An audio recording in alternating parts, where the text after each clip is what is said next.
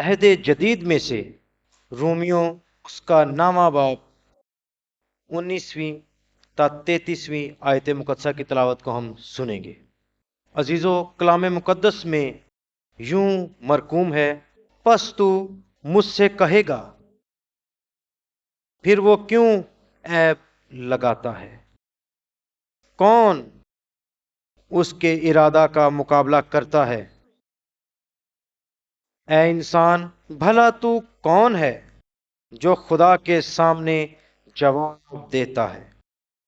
کیا بنی ہوئی چیز بنائے ہوئے سے کہہ سکتی ہے کہ تو نے مجھے کیوں ایسا بنایا؟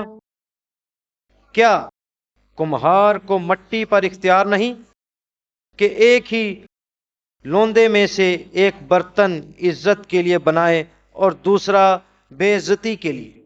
پس کیا تعجب ہے اگر خدا اپنا غضب ظاہر کرنے اور اپنی قدرت آشکارا کرنے کے ارادہ سے غضب کے برتنوں کے ساتھ جو ہلاکت کے لیے تیار ہوئے تھے نہایت تحمل سے پیش آیا، اور یہ اس لیے ہوا کہ اپنے جلال کی دولت رحم کے برتنوں کے ذریعہ سے آشکارا کرے جو اس نے جلال کے لیے پہلے سے تیار کیے تھے، یعنی ہمارے ذریعہ سے جن کو اس نے نہ فقط یہودیوں میں سے بلکہ غیر قوموں میں سے بھی بلایا۔ چنانچہ ہوسیہ کی کتاب میں بھی خدا یوں فرماتا ہے کہ جو میری امت نہ تھی اسے اپنی امت کہوں گا، اور جو پیاری نہ تھی اسے پیاری کہوں گا، اور ایسا ہوگا کہ جس جگہ ان سے یہ کہا گیا تھا کہ تم میری امت نہیں ہو، اسی جگہ وہ زندہ خدا کے بیٹے کہلائیں گے۔ اور یسایہ اسرائیل کی بابت پکار کر کہتا ہے کہ گو بنی اسرائیل کا شمار سمندر کی ریت کے برابر ہو تو بھی ان میں سے تھوڑے ہی بچیں گے، کیونکہ خداوند اپنے کلام کو تمام اور منقطع کر کے اس کے مطابق زمین پر عمل کرے گا۔ چنانچہ یسایہ نے پہلے بھی کہا ہے کہ اگر رب الفاظ ہماری کچھ نسل باقی نہ رکھتا تو ہم سدوم کی مانند اور امورا کے برابر ہو جاتے۔ پس ہم کیا کہیں؟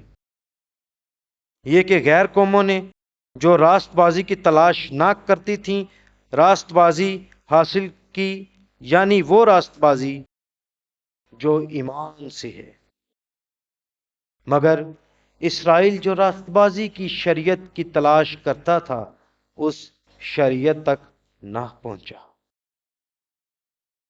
کس لیے؟ اس لیے کہ انہوں نے ایمان سے نہیں بلکہ گویا اعمال سے اس کی تلاش کی۔ انہوں نے اس ٹھوکر کھانے کے پتھر سے ٹھوکر کھائی۔ چنانچہ لکھا ہے کہ دیکھو میں سیون میں ٹھیس لگنے کا پتھر اور ٹھوکر کھانے کی چٹان رکھتا ہوں، اور جو اس پر ایمان لائے گا وہ شرمندہ نہ ہوگا۔ عزیزو، کلام مقدس کے پڑھے اور سنے جانے کے وسیلہ سے ہم سب کو بڑی برکت حاصل ہو، آمین۔ میری طرف سے آپ سب کو اسلام قبول ہو۔ خدا کا شکر ادا کرتے ہیں، اس نے ہم سبوں کو اس قابل بنایا کہ آج پھر اس کی حضوری میں سارے کام کاج کرنے سے پہلے یہاں موجود ہیں۔ میری دعا ہے خدا مجھے آپ کو سدا خوش رکھے، سلامت رکھے، اور آپ اسی طرح دنیوی اور روحانی برکات حاصل کرتے رہیں، اور بحث کلیسیا آپ ایک ایسی کلیسیا بن جائیں جو بشارتی کلیسیا ہو، جو دینے والی کلیسیا ہو، جو قربانی کرنے والی کلیسیا ہو، اور جس کے بارے میں خداوند کی یہ آواز آئے کہ مجھے تم سے کوئی شکوہ نہیں۔ آئیں عزیزو، آج کے زندگی بخش کلام پر غور کریں۔ آپ کو یاد ہوگا کہ میں نے رومیو کا خط شروع کیا تھا، لیکن تقریباً 6 ماہ کا وقفہ ہوا، اور اس کے بعد میں نے 9ویں باب سے شروع کیا تھا، اور پچھلے سبق 9ویں باب کا پہلا حصہ پیش کیا تھا۔ وہ پہلے 8 ابواب ہم نے 6 ماہ پہلے سیکھے تھے، دہرائے تھے۔ آج ہم 9ویں باب کا دوسرا حصہ، جہاں خدا کا غضب اور رحمت نظر آتا ہے، اس بارے غور کریں گے۔ پچھلے سبق ہمارا مضمون تھا خدا اور اس کے لوگ، اور میں نے بتایا تھا کہ ہم کیسے خدا کے لوگ بنتے ہیں، کیسے خدا ہمیں چنتا ہے، اور یہ اس کی پاک مرضی ہے، اس کا اعزاز ہے جو ہمیں ملا ہے کہ ہم اس کے لوگ کہلائے ہیں۔ پھر عزیزوں، میں نے آخر میں ایک بات کہی تھی، اور وہ یہ تھی کہ خدا جس پر چاہے رحم کرتا ہے، اور جسے چاہتا ہے اسے سخت کر دیتا ہے، جسے چاہتا ہے سزا دیتا ہے، اور جسے چاہتا ہے معاف کر دیتا ہے۔ خدا اور اس کے کلام پر تنقید کرنے والے لوگ کہتے ہیں 19ویں آیت میں، کہ تو کیوں دوسروں پر عیب لگاتا ہے جب تو خود ہی کسی پر رحم کرتا ہے اور کسی کو معاف کر دیتا ہے۔ یعنی خدا کی خدائی کو چیلنج کر رہے ہیں کچھ لوگ، تنقید کرنے والے لوگ، گویا خدا تو غلط ہے تو اس کو معاف کر دیتا ہے، اس پر رحم کرتا ہے۔ اس نقطے پر غور کیجیے گا۔ پولس رسول کہتا ہے، اے انسان بھلا تو کون ہے جو خدا کے سامنے جواب دیتا ہے؟ تو کون ہے جو اس کے ارادوں کو چیلنج کرتا ہے؟ کہ پولس رسول ان تنقید کرنے والے لوگوں کو جواب دیتا ہے۔ اور ایک داؤد نبی کا بڑا ہی خوبصورت زبور ہے جس میں ہم گاتے ہیں، کون جو تیرے اگے دلوں کے دے سکتا جواب، اے یہوہ دلوں اس کے رکھ کوئی مان، تو جو بھاری نجات ہے وچ مستفی مان۔ میں اور آپ تو ایک ادنا سی مخلوق ہیں، ہم اس اہل نہیں ہے کہ خدا کی قدرت کو، اس کے ارادوں کو چیلنج کریں۔ اگر خدا ہمیں غربت میں رکھتا ہے تو اس کا شکر ادا کریں۔ خدا اگر ہمیں بیماری میں رہنے دیتا ہے تو اس کا شکر ادا کریں۔ ہمیشہ جب ہم اس کا شکر ادا کریں گے تو وہ جانتا ہے کہ کب اور کس وقت میں نے ان چنیدہ لوگوں کو اس مشکل میں سے نکال کر اپنے نام کو عزت اور جلال دینا۔ عزیزو، کیا بنی ہوئی چیز اپنے بنانے والے سے کہہ سکتی ہے کہ تو نے مجھے ایسے کیوں بنایا؟ اور یہاں ایک خوبصورت مثال ہے جو عام لوگوں کے لیے بہت ہی اچھی ہے، اور وہ کمہار کی مثال ہے کہ وہ مٹی لیتا ہے اور وہ اس سے ایک چھوٹا سا جو لوندا ہے، ڈھیلا ہے، اس کو لے کے ایک برتن بناتا ہے۔ ایک برتن بڑا خوبصورت بن جاتا ہے، اس کی انگلیوں کا، اس کے فن کا کمال ہے۔ اور ایک برتن اچھا نہیں بنتا، شاید مٹی میں کوئی پرابلم ہو اور شاید بنانے میں پرابلم آ جائے، لیکن ایک برتن کو تو بڑی عزت مل جاتی ہے جو اچھا ہے، خوبصورت ہے۔ وہ تو کسی اچھی دکان پہ، کسی اچھے شو روم میں سجا دیا جاتا ہے اور لوگ اسے پسند کرتے ہیں اور خریدتے ہیں۔ اور جو ٹیڑھا میڑھا برتن ہے اس کو لوگ پیچھے کر دیتے ہیں۔ عزیزو، اب آپ سوچیے گا کہ میں اور آپ کون سے برتن ہیں؟ ہمیں کس کمہار نے بنایا ہے؟ ایک برتن ہے جو عزت کے لیے بنایا گیا ہے، اور ایک برتن ہے جو بے عزتی کے لیے بنایا گیا ہے۔ اب دنیا جہاں میں بے شمار لوگ ہیں، آبادی کا صحیح اندازہ لگانا، گنتی کرنا بھی اب تو مشکل ہو گیا۔ چند ہی منٹوں میں آپ کا حساب غلط ہو جاتا ہے، اگر آپ کو گنتی کریں گے زیادہ اندازہ نہیں ہوتی۔ اور عزیزو لکھا ہے کہ تو کیا نہیں جانتا کہ یہ بنانے والے کے ہاتھ میں ہوگا. پچھلا جو اپنا حوالہ تھا جو ہم نے پڑھا تھا اس میں 18ویں آیت میں وہ لفظ پس پر ختم کرتا ہے کہ پس وہ جس پر چاہتا ہے رحم کرے.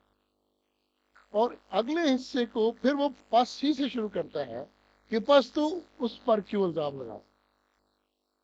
جو اپنی مرضی سے رحم کرتا ہے، مرضی سے سخت دل کرتا ہے جس طرح اس نے فرعون کو کیا، اور مرضی سے ہی اس کو استعمال کرتا ہے جیسے اس کو یعنی فرعون کو اس نے اپنے جلال کے لیے استعمال بھی کر لیا.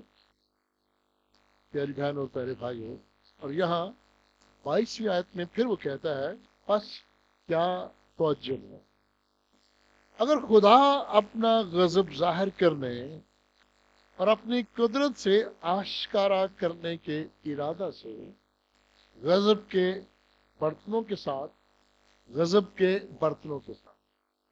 ایسے لوگ جو غضب کے لیے ہی پیدا کیے گئے ہیں، غضب کے برتنوں کے ساتھ جو ہلاکت کے لیے تیار ہوئے تھے، جن کا انجام ہی ہلاکت تھا.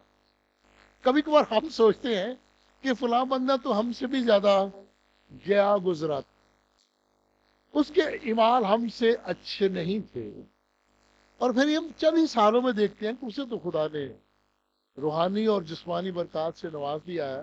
تو پھر کبھی کبھی ہمارا منہ بند بھی ہو جاتا ہے اور کبھی کبھی ہم پھر بڑ بنانے بھی لگتے ہیں. اور یہاں جس برتن کو خدا نے ہلاکت کے لیے ہی پیدا کیا، جس فرعون کو خدا نے ہلاکت کے لیے ہی پیدا کیا، عزیزو پھر بھی خدا نہایت تحمل سے پیش آتا رہا. اور اس کی مثال کیا ہے؟ وہ 20 بار ہمیں ایسے مواقع عطا کرتا ہے. وہ جانتا ہے کہ ہم روز غلطی کرتے ہیں، وہ جانتا ہے کہ ہم گنہگار ہیں، ہم جانتے ہیں کہ ہم غلط کام کر رہے ہیں، ہم جانتے ہیں کہ ہم گنہگار ہیں.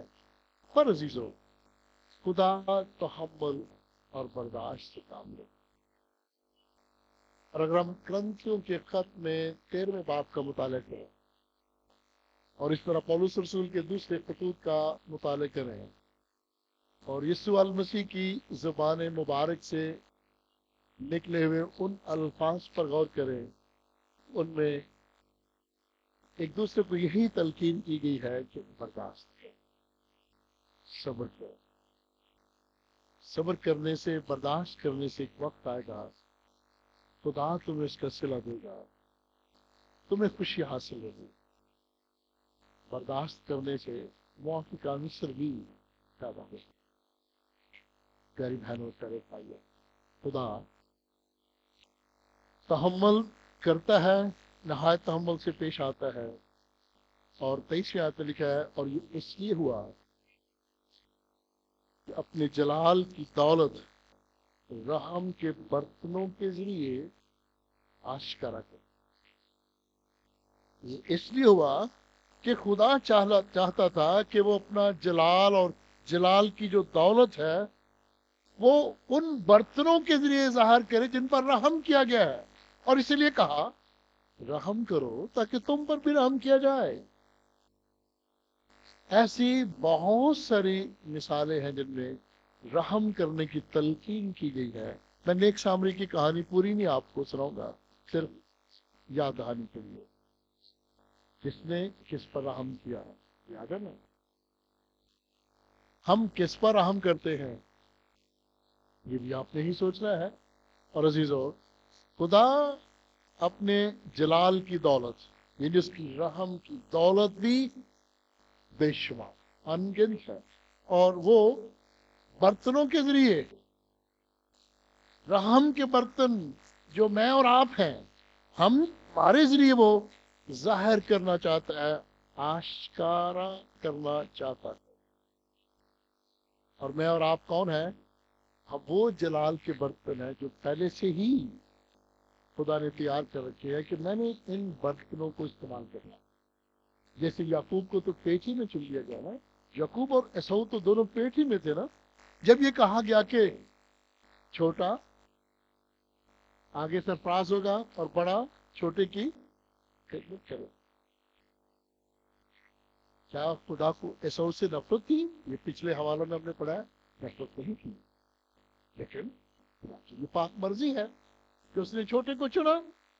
اور عزیزو، اب خدا جو دلوں اور ارادوں سے واقف ہے، آپ نے دیکھا نا، عیسو نے اپنے پلوٹے ہونے کا جو حق تھا وہ کیسے بیچ دیا؟ معمولی سی بات تھا. تو خدا جانتا ہے نا کون ثابت قدم رہے گا. خدا جانتا ہے. عزیزو، ہم جو بچوں کو پڑھاتے ہیں یا جن سے ہماری رفاقت اور شراکت رہتی ہے، ہم انہیں ایک بات سے جج کرنے کی کوشش کرتے ہیں یا مشاہدہ کرنے کی کوشش کرتے ہیں کہ کون سا بچہ اپنی چھوٹی عمر میں، یعنی ہائی اسکول اور کالج کی عمر میں، اور اس کے بعد فوکس ہے اپنے کام کی، اپنی پڑھائی کی، فوکس ایک جگہ اپنی توجہ کو مرکوز کرنا، وہ فوکس ہوتا ہے. فوکس کا. اور جو ادھر بھی ہاتھ مارتا ہے ادھر بھی ہاتھ مارتا ہے، میں نے یہ بھی بننا ہے، میں نے وہ بھی بننا ہے، میں نے اس کو بھی ملنا ہے، میں نے اس بندے کو بھی ملنا ہے، میں نے اس کے وسیلے آگے بڑھنا ہے. تو ایسے بچے کو ہم کہتے ہیں فوکس کی. ان کی توجہ اپنے کام کی طرف نہیں ہے 100%. جن سائنسدانوں نے نئی نئی ایجادات کی، عزیزو، ان کی توجہ ایک ہی نقطے پر مرکوز رہتی. اور جب ایک ہی نقطے پر توجہ مرکوز رہتی تھی تو خدا نے ان کے ذہن کو اور زیادہ کریٹو بنا دیا. کریٹو سے مراد کیا ہوگی؟ کہ نئی نئی چیزوں کو ظاہر کرنا. ویسے تو ہر چیز پہلے سے پیدا ہوئی ہے نا، تو خدا نے پیدا کی. انسان تو ایک تحقیق کرتا ہے نا، اور جو تحقیق کر کے سامنے لے آتا ہے اس کو ہم کہتے ہیں واہ جی واہ. خدا نے اس کو کیسا سے کیا، لیکن وہ اپنی توجہ ایک کام کی طرف مرکوز رکھتا ہے. پولس رسول ایسے ہی ان چند اہم بندوں میں شمار تھا. اس کی توجہ دی خوشخبری، مسیح کا کلام. اور اس لیے اس نے نہ طوفانوں کی پرواہ کی، نہ مار دھاڑ، نہ قید کی پرواہ کی، نہ وہ بادشاہوں کے سامنے حق کہنے سے ڈرایا. وہ ایک بادشاہ کو کہتا ہے کہ میں تو چاہتا ہوں جتنے آج میری گواہی سن رہے وہ یسوع المسیح پر ایمان لے آئے. اور اس دربار میں کہہ رہا ہے جہاں یسوع کا نام لینے کی اجازت نہیں. پیاری بہنوں اور پیارے بھائیوں، خدا آج مجھے اور آپ کو یہ سکھانا چاہتا ہے کہ میں مالک ہوں. یہ میرا کام ہے کہ میں اپنے رحم کی دولت کسے عطا کروں. لیکن ہم رحم کی جو دولت ہے وہ لینے کے لیے بھی تو تیار ہونا. اب اسی بات پہ نہ کہیں کہ بس مجھ پر رحم ہو گیا. اس رحم کو قائم بھی رکھنا ہے، مینٹین بھی رکھنا ہے. اس دولت کو قائم رکھنا ہے، مینٹین بھی رکھنا ہے. اس علم کو، دولت کو قائم بھی رکھنا ہے. ان توڑوں کو، ان لیاقت کو، اس لیاقت کو جو ملی ہے اس کو برقرار بھی کریں. برقرار نہیں رکھیں گے تو وہ ہم سے پس جائے گی، ختم ہو جائے گی. یاد رکھیں، کچھ لوگ ہیں جو اپنی زندگی میں، عملی زندگی میں اپنے سینئرز کو چند باتوں سے خوش رکھتے ہیں اور وہ عزت پاتے ہیں. اور پھر ایک ایسا وقت ہوتا ہے کہ پھر وہ نااہلی کی طرف چلے جاتے ہیں، سستی لاپرواہی کی طرف چلے جاتے ہیں. تو کیا پھر بھی ان کے سینئرز انہیں اسی رتبے پر رکھے گئے؟ نہیں. ایلیا اور الیشا کی مثال آپ کے ذہن میں ہونی چاہیے. جب ایک شخص اس کام کو کر نہیں سکتا، اب کرنے کا ارادہ نہیں رکھتا، تو خدا کہتا اچھا چل اب میں نے فلاں بندے کو چنا ہے، اس کو جا کے مل اور یہ بتا دو۔ عزیزو، خدا ہمیں یہ سکھاتا ہے 24 آیت میں، ہمارے ذریعہ سے جن کو اس نے نہ فقط یہودیوں میں سے بلکہ غیر قوموں سے بھی بلایا، یعنی اپنے جلال کی جو دولت ہے وہ اس نے نہ صرف یہودیوں کو بلکہ غیر قوموں کو بھی اس سے نوازا۔ اب غیر قوم کون ہے؟ جسمانی لحاظ سے جو یعقوب کی اولاد سے ہیں وہ بنی اسرائیل کہلاتے ہیں، اور ہم جو یعقوب کی نسل سے نہیں ہیں ہم غیر اقوام کہلاتے ہیں۔ تو کیا خدا نے غیر اقوام کو نہیں چنا؟ ہوشیہ کی کتاب میں بڑی خوبصورت بات لکھی ہے کہ خداوند یوں فرماتا ہے، جو میری امت نہ تھی اسے میں اپنی امت کہوں گا۔ غور سے سنیے گا، جو میری امت نہ تھی اسے میں اپنی امت کہوں گا، اور جو پیاری نہ تھی اسے پیاری کہوں گا۔ کتنا بڑا اعزاز ہے! ہم پیارے نہیں تھے پر پیارے ہو گئے، ہم امت نہیں تھے پر امت بن گئے۔ اور لکھا ہے کہ جس جگہ یہ کہا گیا کہ وہ میرے پیارے ہو گئے، اسی جگہ یہ ظاہر ہو گیا کہ یہی ہے وہ لوگ جو زندہ خدا کے بیٹے کہلائیں گے۔ آمین کہیے گا، ہیلیلویا کہیے گا۔ اب کتنا بڑا اعزاز ہے! ہم جو کوئی امت نہ تھے، خدا نے ہمیں یہ اعزاز دیا کہ ہم زندہ خدا کے بیٹے، اس کے بیٹے، کسی مردہ خدا کے بیٹے نہیں۔ ایسا خدا نہیں جو سو جاتا ہے۔ ہمارا خدا تو نہ سوتا ہے نہ اونگتا ہے، ہم تو زندہ خدا کے بیٹے کہلاتے ہیں۔ اگر ہمیں کوئی کہتا ہے کہ ہم تو آپ کے خداوند کو، مسیح کو نہیں مانتے نا، آپ جانتے ہیں نا بنی اسرائیل مسیح کو نہیں مانتی نا، وہ صرف یہوہ کو مانتے ہیں۔ یہوہ خدا کی جو کثرت ہے اس سے وہ ابھی تک نا آشنا ہے۔ اور یہی وہ بھید ہے جو غیر اقوام نے، ہم نے جان لیا، اور بنی اسرائیل میں سے بھی بہتوں نے جان لیا۔ تو کہا گیا سارے بنی اسرائیل بچیں گے نہیں، جو منکر ہیں وہ نہیں بچیں گے، بے شک وہ یہوہ یہوہ پکارتے ہیں، کیونکہ جو راستہ ہے یہوہ کے پاس جانے کا وہ ایک ہی ہے۔ بھلا کون سا راستہ ہے؟ یسوع مسیح۔ اور یسوع نے کہا کوئی میرے وسیلہ کے بغیر باپ کے پاس نہیں جا سکتا۔ عزیزو، ہم جو خدا کے بیٹے کہلاتے ہیں، دیکھیے گا کتنا بڑا اعزاز ہے ہمارے لیے۔ اور بنی اسرائیل جن کے بارے میں کہا گیا عیسیٰ نبی کی کتاب میں کہ ان کا شمار سمندر کی ریت کے برابر ہو، تو بھی ان میں سے تھوڑے ہی بچے ہیں۔ پیشن گوئی آگے نا عیسیٰ نبی کی، بے شک انہیں یہ برکت دی گئی کہ تمہارا شمار سمندر کی ریت کے برابر ہوگا۔ اور آج عزیزوں میں دیکھتا ہوں ایسو کی نسل اور حضرت اسماعیل کی نسل، ان کا شمار بھی تو بہت زیادہ ہے نا، بہت زیادہ ہے۔ خوش ہوتے ہیں وہ، کم آبادی میں بہت سے ہیں، اور یعقوب کی نسل تھوڑی ہے نا۔ اور خدا اس تھوڑے میں سے بھی کہتا ہے کہ سارے نہیں بچے، جن کو یسوع کی پہچان نہیں وہ نہیں بچے۔ لیکن پچھلی چند آیات میں کہتا ہے اس کا رحم دیکھیے، وہ تحمل سے پیش آتا ہے، صبر کر رہا ابھی کہ چلو ان کو موقع دو، ابھی اس قوم کو بھی موقع دو جن کا شمار سمندر کی ریت کے برابر ہے، ان کو بھی دو موقع۔ لکھا ہے خدا کسی کی ہلاکت نہیں چاہتا۔ لوگ سوچتے ہیں جی وہ بڑا ظالم ہے، رحم نہیں کرتا، نہیں، وہ رحم کرتا ہے، وہ کسی کی ہلاکت نہیں چاہتا، وہ مخلوق کو بچاتا ہے۔ جب بھی بنی انسانیت کا خون ہوتا ہے نا، تو وہ کہتا ہے کہ اس کا لہو مجھے زمین سے اٹھا۔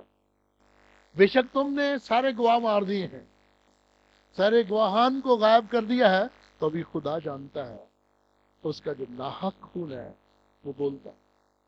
خون کیوں بولتا ہے؟ اس میں جان ہے، اور جس میں جان ہے وہ بولے گا، اس کو کوئی روک نہیں سکتا۔ عزیزو، لکھا ہے کہ خدا نے یسایہ سے پہلے بھی یہ کہا کہ رب الافواج ہماری کچھ نسل باقی نہ رکھتا، تو ہم سدوم کی مانند اور عمورہ کے برابر ہو گئے۔ یہ یسایہ نبی نے 6000 سال پہلے لکھا ہے۔ خدا نے ہماری کچھ نسل کا بقیہ بچایا، اگر نہ بچاتا تو جس طرح سدوم اور عمورہ تباہ ہو گئے اور ان میں سے 3 ہی بچے، تو ہمارا حال بھی ایسے ہی۔ تو اس کا رحم ہے نا۔ آج کا ہمارا مضمون کیا ہے؟ خدا کا غضب اور رحمت۔ غضب ہے، غصہ ہے، پر اس کا رحمت، تیری رحمت ابدی ہے، تیرا پیار نہ رہا۔ اس کی رحمت لفظ آگے ابدی ہے۔ ابدی کا معنی کیا ہے؟ ابدی کا کیا معنی ہے؟ سدا رہنے والی۔ وہ میری اور آپ کی رحمت کی طرح نہیں ہے کہ جب ذرا غصہ آئے تو رحم بھی گیا، ترس بھی گیا۔ عزیزو، یسایہ نبی، ہوشیہ اور میکا اور ذکریا نبی کی کتب میں یہ لکھا ہے، یہ ساری الہامی کتب ہیں کہ خدا ساری اقوام میں سے لوگوں کو بلائے۔ خدا ساری اقوام میں سے لوگوں کو بلائے۔ بہت بڑی بھیڑ ہوگی۔ بے شک بنی اسرائیل کے چنیدہ لوگ بھی ہوں گے، جو سارے نہیں ہوں گے، ساری اقوام میں سے آئیں گے اور وہ خدا کے فرزند بن جائیں گے۔ وہ جو مسیح پر ایمان لاتے ہیں وہ خدا کے فرزند بنتے ہیں۔ اور عزیزو، آج پولس کہتا ہے میرا مشن کیا ہے؟ نچوڑ ہے آج کے کلام کا۔ آخری چند باتیں آپ کے سامنے رکھنا چاہتا ہوں۔ پولس یہ ساری باتیں بیان کرنے کے بعد دلائل کے ساتھ کہتا ہے کہ میرا یہ سب کچھ کہنے کا کیا مقصد ہے، اور نچوڑ کیا ہے؟ اسرائیل اور خوشخبری۔ کیا اسرائیل نے خوشخبری دی؟ وہ تو اس خوشخبری کو مارنے کے لیے آگے آگے تھے کہ یوسف بڑھئی کا بچہ اور اس کے لیے اتنا پروٹوکول، اتنی عزت، تو بشارت کے لیے کون آیا؟ وہ جو غیر اقوام میں سے چلے گئے، وہ خوشخبری کا پیغام لے کر دنیا کے کناروں تک پہنچ گئے۔ میں جن لوگوں نے بشارت دی ان میں سے میں ایک دو نام آپ کے سامنے رکھنا چاہوں گا جن کا تعلق غیر اقوام میں سے تھا۔ اور آپ کے ذہن میں کچھ آ رہا ہے؟ جب چرنی پر لوگ آئے تھے سجدہ کرنے، کون سے لوگ تھے جو ان کا تعلق غیر اقوام میں سے تھا؟ وہ جو مجوسی جو کہتا تھا سونا چاندی غیر اقوام میں سے کیا تھا؟ اتنی بڑی بات۔ تو کیا خدا غیر اقوام کو غضب سے ہی مار ڈالے گا؟ نہیں، ایسا نہیں ہے۔ پس ہم کیا کہیں؟ اب دیکھیں ذرا، نچوڑ کی طرف آ رہا تو پھر پس کا لفظ۔ بس ہم کیا کہیں کہ یہ غیر قوموں نے جو راست بازی کی تلاش نہیں کرتی تھی، راست بازی کی تلاش کی۔ کیا انہوں نے راست بازی کی تلاش اچھے کاموں کی وسیلہ حاصل کی؟ نماز، پرہیز، روزہ اور حج ہوا، کیا اس کے وسیلے سے؟ کیا دائیکی کے وسیلہ سے؟ کیا گہرے پانی میں بپتسمہ لینے سے؟ کس طرح راست بازی؟ راست باز کا تو مطلب ہی ہے جسے خداوند پسند کر لے، جسے خداوند پسند کر لے۔ ملکہ آستر میں کون سی خوبی تھی؟ وہ تو ایک لونڈی تھی، غلامہ تھی،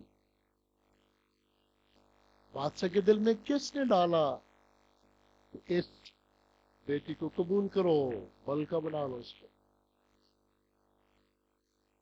अजीजों, रास्तबाजी जो खुदा पर ईमान लाने से हासिल होती है, उसमें अगर खुदा की पाक मर्जी शामिल ना हो तो वो रास्तबाजी नहीं मिल सकती। यानी रास्तबाजी पाने में खुदा की पाक मर्जी शामिल है, क्योंकि वो चुनता है। मैं और आप कहते रहे हम रास्तबाज हैं, यानी हम तो रास्तबाज का मतलब ही पाक लेते हैं, जो कि बिल्कुल गलत। रास्तबाज का मतलब है वो जो खुदावंद की नजर में मकबूल है, चाहे वो गुनहगार हो, खुदा उन्हें चुनता है।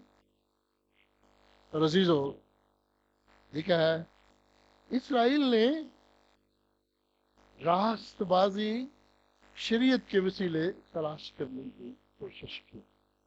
लफ्जों पर गौर कीजिएगा, इसराइल ने रास्तबाजी की तलाश शरीयत के वसीला की, पर शरीयत उन्हें रास्तबाजी तक ना पहुंचा सकी। रास्तबाजी कहां से मिलनी थी? खुदावंद यीशु मसीह से। और शरीयत उन्हें वहां तक ना पहुंचा सकी, वो शरीयत पर ही अटके रहे। वो यही कहते रहे कि ये करोगे, जियारत करोगे, हज करोगे, और बेशुमार उनकी ऐसी बातें हैं जो आप सुन के हैरान हो जाएंगे, आप कर ही नहीं सकते, क्योंकि शरीयत पर तो पूरा उतर ही नहीं सका जिसके वसीले दी गई। हम बस औकात जिसके वसीले, आप समझ जाएंगे, जिसके वसीले कोई इल्हामी किताब मिलती है तो कहते हैं कि पाक बंदा, हाँ ये जो मर्जी करे, उसको हम ये नहीं कह सकते कि तू गुनहगार है। नो भाई, उसके वसीले तो इल्हामी किताब मिली है। क्या ये साया को हम कह सकते हैं वो पाक है? पाक पाक की जो शख्सियत है वो यीशु मसीह है। और उसके लिए अंग्रेजी जुबान के बड़े ही प्यारे लफ्ज, बड़े प्यारे कोर्स हैं, गीत हैं, होली होली, और उसके सामने कुछ है नहीं। ये जो दुनवी लोग हैं जो हमारे लिए नसीहत अमेज कलाम लेकर आए, ये पाक लोग नहीं है, ये तो हमारी तरह के कमजोर से इंसान है। तो अगर हम जो शरीयत को मानने वाले हैं बनी इसराइल की तरह, तो याद रखिएगा, शरीयत तो मसीह तक पहुंचाने में हमारी उस्ताद बनी ना। तो शरीयत पर आके ही अगर हमारी सुई अटक जाती है, तो फिर हम उस्ताद तक कैसे पहुंचेंगे? फिर हम छोटे छोटे चेलों के पास ही रहेंगे, बड़े उस्ताद के पास नहीं जा सकेंगे। अजीजों, गोया हम अच्छे कामों के वसीला या अच्छे इमाल के वसीला यीशु मसीह की और उसकी रास्तबाजी की तलाश नहीं। पहले ढूंढो तुम उसकी बादशाही, फिर मिलेंगी सारी चीजें इनाम। अजीजों, ये वो लोग थे, बनी इसराइल की बात कर रहा हूं, जो जिन्होंने ठोकर खाने के पत्थर से ठोकर खाई। ये पत्थर कौन सा है ठोकर वाला? यीशु मसीह, उसकी मिसाल। वो उनके लिए ठोकर बन गए आगे बढ़ने के लिए। तो कलाम में लिखा है कि वही पत्थर खूबसूरत कोने का पत्थर था और खूबसूरत चट्टान। और फिर क्या कहा गया? जो कोई इस चट्टान पर अपना घर बनाएगा वो घर कभी नहीं गिरेगा। और वो चट्टान कौन सी थी? वो तो छोटा सा पत्थर, ठोकर वाला पत्थर, मसीह गैर कौमों के लिए ठोकर है। तो ठोकर का छोटा सा पत्थर मजबूत चट्टान बन गया। आंधियां भी आई, तूफान भी आए, पर जो उस चट्टान पर थे तो कभी परेशानी नहीं, उनको कोई गिरा नहीं सका। पर जिनकी बुनियाद रेत पर, क्योंकि रेत के टीले एक जगह से दूसरी जगह जब तेज हवाओं की वजह से मैं कहूँगा शिफ्ट होते हैं, بدلتے ہیں تو وہ تو سب کچھ اڑا کے لے جاتے ہیں۔ خوشخبری کیا ہے کہ یسوع مسیح کے بغیر راست بازی کا لاش، اور یسوع مسیح وہ رحم ہے، اس کی جو رحمت ہے سدا رہنے والی، اور مجھے اور آپ کو کہا گیا ہے اس رحمت پر ایمان رکھو، وہ ابدی ہے۔ اور عزیزو، آج یہ بات بھی ذہن میں رکھیے گا، ہم سبوں پر جو غیر اقوام ہے رحم ہے، یہ ہماری اپنی کارکردگی نہیں ہے، ہم اس کے رحم اور فضل سے یہاں بیٹھے ہیں، اس کے رحم اور فضل کے وسیلہ سے ہی ہمارے گھرانوں کو ڈھیروں برکات ملی، اس رحم اور فضل کے وسیلہ ہی ہم اس خوبصورت اسلامی دیش میں زندہ اور قائم ہے اور بشارت دیتے ہیں۔ یہ خدا کا فضل ہے۔ آئے ہم اپنے سروں کو جھکائیں، خدا کا شکر ادا کریں